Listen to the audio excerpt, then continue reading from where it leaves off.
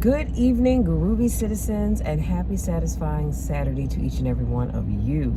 So, I hope your day has been great. My day has been absolutely great. My intention was to have gotten up this morning and been at the gym when they opened at 6, no later than 6:30. However, I didn't get there till 8:30, but it's okay. It is absolutely okay.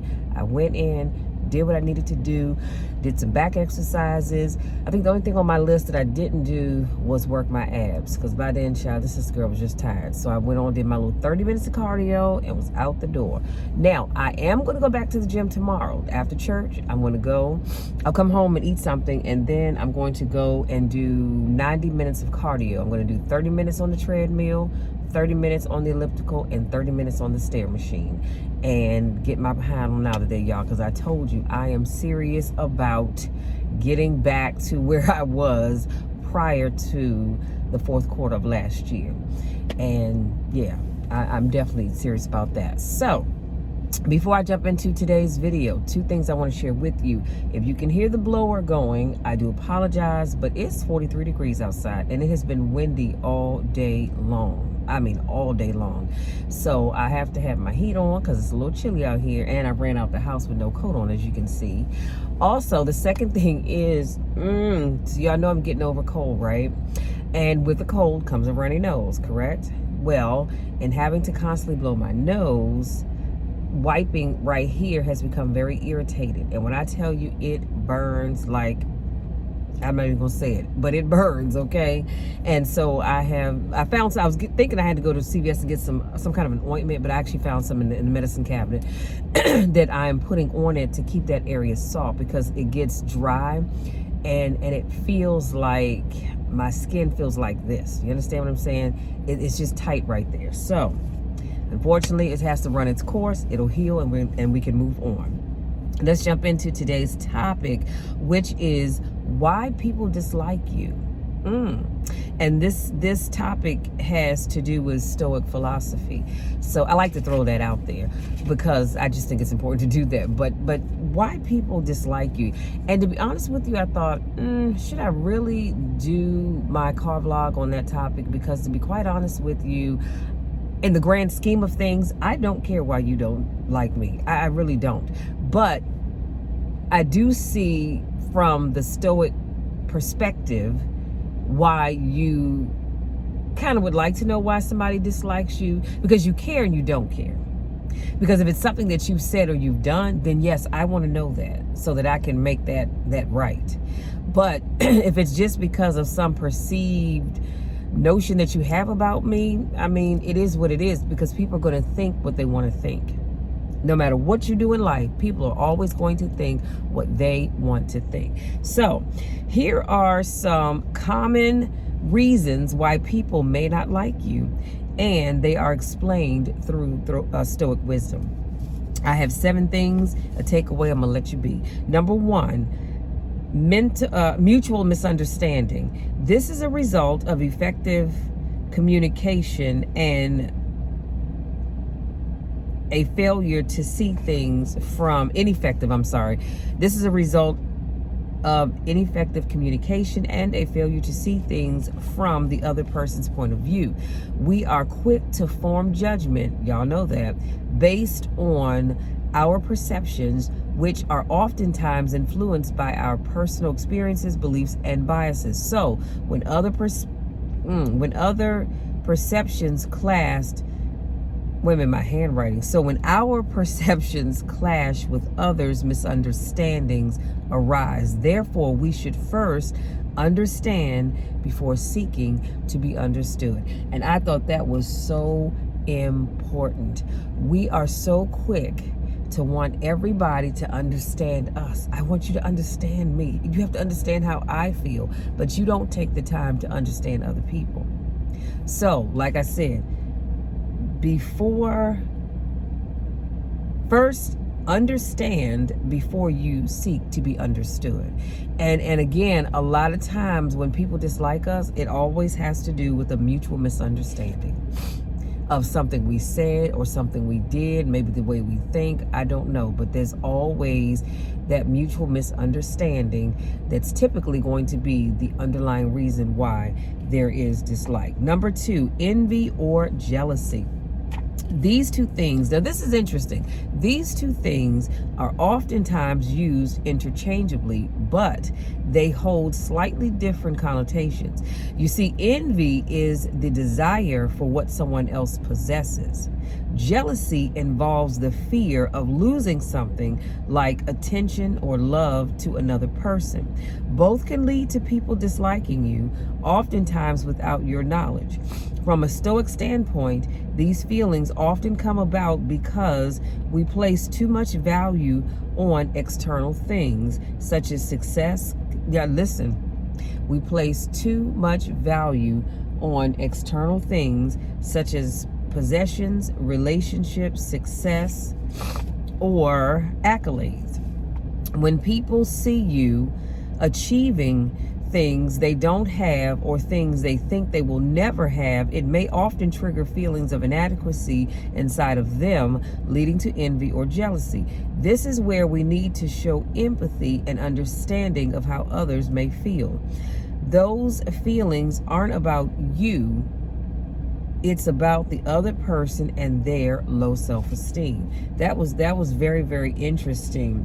When we talk about envy and jealousy, that can make a person like you. And oftentimes too, if you think about, you ever hear somebody say, I can't stand her, oh, I can't stand him. They think they all of that because they own this, they own that, they own the other. They live here, they live there. They went to school here, there, or well, they have whatever job. And people truly are envious and or jealous of you because of things that you've worked hard for. And even if you didn't work hard for them, so what? People are still going to be jealous of you because you possess something that they either don't have or they think they never will have.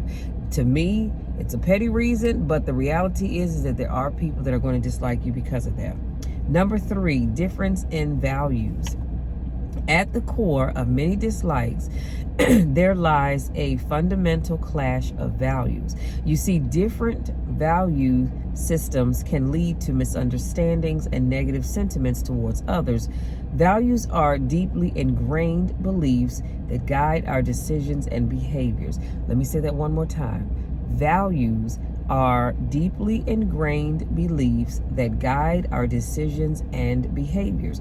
They are shaped by a number of factors, including culture, family, personal experiences, and education. When two people have conflicting values, it can create a divide in understanding and accepting. I'm sorry, y'all, hold on. What did I say? Oh, hold on. I lost my place. It can create a divide in understanding and acceptance. Therefore, we must recognize and respect the diversity of human values. Just as we are guided by our principles, so are others by theirs. And we really do need to realize and remember and even understand that everybody's value systems can be different. You didn't grow up where I grew up, and I didn't grow up where somebody else grew up. So I grew up in what I like to call a middle-class neighborhood, where I do know people that have grown up in the deep, I'm gonna call it the deep hood of Southeast Washington, D.C. Well, their values are a little different than mine because we grew up in two different places. And as I said, it has to do with your upbringing. It has to do with your culture. It has to do with your family, your personal experiences. Our experiences are not the same. There are some people that I know of right now that grew up in the heart of D.C. back in a time where drugs were just everywhere, and there were shootings every day. On the news there was a new shooting, and you'd get to the end of the year, you have this large number of shootings that had happened, and you have people that grew up around that environment, so their values are a little different from mine. I didn't grow up around that. Like I said, I've lived in Maryland all my life, and I didn't experience that.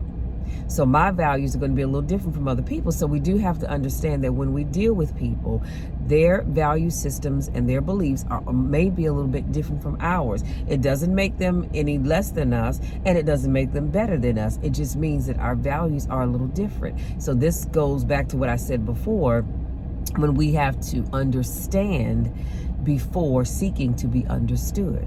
So see, I understand where people come from.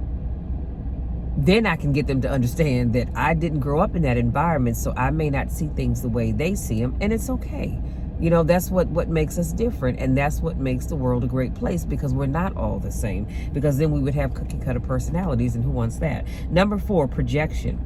This is a psychological defense mechanism where one attributes their own undesirable feelings, thoughts, or traits onto other people. Projection can lead to misunderstandings and conflicts, often resulting in unwarranted dislike towards others. Our reactions towards others often say more about our internal struggles than about the other person's qualities or actions. I'm going to say that one more time, because that was powerful. Our reaction to others often, Our reactions to others often say more about our internal struggles than about the other person's qualities or actions. So in other words, their dislike or negative behavior towards you may actually be a reflection of their inner turmoil. Can I say that one more time? Their dislike or negative behavior towards you, towards me, towards us may actually be a reflection of their inner turmoil. Let me put a pin right there real quick. So in essence, what I'm saying is, a lot of times the way people treat us has a result to do with what's going on in here or what's going on up there. And it has nothing to do with you at all, but everything to do with them. So the Stoic approach to dealing with projection involves several key principles. Firstly, it advocates for self-examination. So we were talking about projection. So you have to examine yourself first to say, okay, is what they're saying, is it true? Number one. Maybe it is, maybe it isn't. I don't know. Secondly, Stoicism teaches the importance of empathy and understanding. Y'all notice how empathy and understanding plays a big role in the Stoic philosophy. Lastly, Stoicism encourages open and honest communication. You have to have open and honest communication with everybody that you deal with, not just your bestie, not just your supervisor or your coworkers. It should be with everybody that you deal with. You have open and honest communications, because when you do that, it kind of closes the door for projections to happen. Number 5, rumors or gossip. These are powerful social tools that can significantly impact personal relationships and perceptions. They often lead to misunderstandings and can be a source of dislike towards an individual. In Stoic philosophy, the focus is on controlling one's own actions and responses rather than external events. Gossip is an external factor, and it falls into the category of things Stoics believe we should not let disturb our inner peace. Therefore, we should approach rumors with a rational and composed mindset. We must be able to discern the information that we receive and consider the source from which it came. So in other words, when people are spreading rumors about you, or I should say, let me put it this way: when a rumor gets back to you, and someone says, "Oh yeah, you know, because so and so, they're saying this, they're saying that, they're saying the other." First of all, you need to consider the source. Consider the person that's bringing the rumor back to you. Are they telling you this for your good, or are they telling you this for some other hidden reason? And then you have to also think about what's being said. What did I just say? I talked about you have to be able to discern the information that you're receiving. You've got to do those two things. But the reality is, as I said earlier, when it comes to rumors and gossip, it doesn't matter what you do.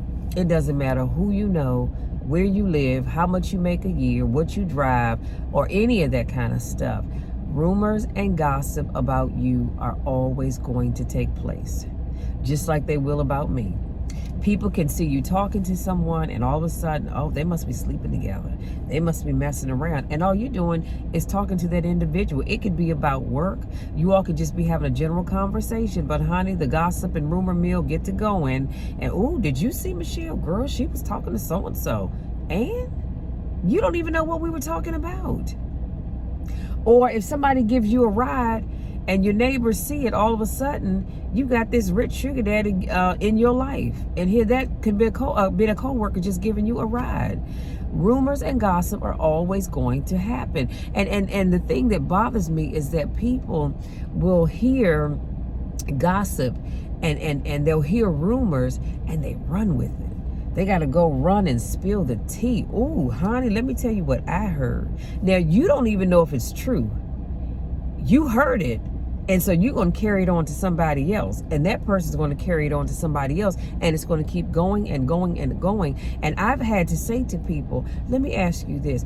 Do you know that whatever that rumor or that gossip is, do you know it to be true and factual? And they'll say, no, but, and I'll say, stop right there. There's no but. It's just no, period. See, when you say no, but, it's no, comma, but, whatever it is you're going to say. It's just no. You don't know for yourself if that thing is true. So why are you running to tell something that somebody told you because 10 other people told them? Come on now, let's stop doing that. Unless you know it to be true and factual, keep this zipped.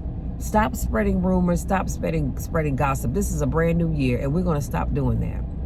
Because like I said, if you didn't see it for yourself and you don't know it to be true and factual, you should not be carrying things that somebody told you and you're running with it because they said it. That doesn't make it true. I can say something about you, but that doesn't make it true. I just having to start this rumor that I know is going to keep going and going. And people are going to believe it. Why? Because it was told to them, so it must be true. No. It's just rumor and gossip. Number 6, fear of the unknown. This is a deeply ingrained human trait that affects our relationships and interactions. It's an apprehension or discomfort we feel when faced with something or someone unfamiliar. This fear can manifest itself as a dislike or distrust towards others, often without any rational basis. Again, a lot of times we fear the unknown, and so it makes us dislike people. Well, this person, they're being brought on the job. Why are they here? Are they spying? Are they going to start getting rid of people? And that's how that happens, because you're fearing the unknown. You don't know why that person is there. You don't know what that relationship is going to hold. You don't even know what tomorrow's going to hold. You don't even know if that person that comes to the job, if they're going to be able to do a good job. But because of fear of the unknown, you dislike them. And you have no real basis to base it on. Number 7, last but not least, past conflicts. Now, this is a good one. Resolved or unresolved, past conflicts can have a lasting impact on how people perceive and interact with each other. These conflicts often leave a residue of negative emotions like resentment, anger, or distrust, which can lead to continued dislike or tension in relationships. Stoicism teaches us to focus on the present moment and the things within our control. You see, holding on to past conflicts is counterproductive, as it keeps us anchored to situations and emotions that we can't change. So we accept the past, learn from it, and then move forward. Accept the past, learn from it, and then move forward. This means we have to let go of grudges and resentments, which are not only harmful to our peace of mind, but also impede our ability to engage positively with others. I'm going to say this, and then I'm going to leave that alone. When we talk about past conflicts, I'm not saying walk around holding grudges. Y'all, I'm losing my daylight, so I need to hurry and wrap this up. But I'm not talking about holding on to grudges. What I'm saying is you accept that the thing has happened and move on. I'm not saying you have to have a reunion with that person. I'm not going to tell you that. I will never tell you that, because there are some people that have rubbed me the wrong way, and because of a past conflict, I just don't deal with them. Love them with the love of Christ. I will pray for them, pray with them if they ask me to, but we can't have that relationship because that bond is broken. That trust is gone. And so just because I choose to forgive you, it does not mean that I want to accept you back into my inner circle. It just doesn't. And that's just how I operate. You can do what you want with it, but I'm telling you how I handle things. So when it comes to past conflicts, like I said, let them go. Let them go, because you can't change it. Nothing you say and or do can ever change it. But you learn from it and you move on. And again, whether you allow that person back in your inner circle or not, that's completely up to you. Here's your takeaway. When we understand why people dislike us, it's important for personal growth and better interpersonal relationships. So when you take the principles that I gave you, which will be in the description box, and you truly understand them, then it will help you to grow personally, and you can move on with your life and not worry about anything else. Okay? So having said that, you guys, because I am losing my daylight, I want to say thank you so much for giving me just a little bit of your time to speak life into you and to talk about how you can discern and understand why people dislike you. At the end of the day, their dislike for you, sometimes, let me say this, I'm gonna say that sometimes their dislike for you is their issue, not yours. However, there are times when you play a role in why people dislike you, because you've said something about them, you've said something to them, you've done something to them to cause you to dislike you. I will say this, 9 times out of 10, if I dislike you, it's because of something that you said and or you did. Trust and believe that. So don't think that you're not playing a part, because you do. But sometimes that small percent, it's because of them and their perceived issues about you. So having said that, thank you for joining me. If you're new to watch my videos, I want to say welcome. I do car conversations every Monday, Wednesday, Friday, and Saturday. So make sure you come back on Monday. Yes, Monday's a holiday, but come back on Monday and I'll have another topic for you. If this is not your first rodeo, go out there. I mean, no. I skipped ahead. This is not your first rodeo. Welcome back. You know, I miss you and I don't get a chance to see you. Now, go out there, enjoy the rest of your day, enjoy the rest of your evening, enjoy the rest of your weekend, because this is a long weekend. Whatever you do, wherever you go, have fun, but be careful. Be careful of your surroundings. Be careful of the people that you're with and those that may be watching you that you don't even see. Love you all to the moon and back. You know the drill, you know the spiel. There is nothing, and I mean absolutely nothing, that you can ever do about it, because my love for you runs deep. It is real, and I always want you to know that. Love you all. We'll talk again on Monday.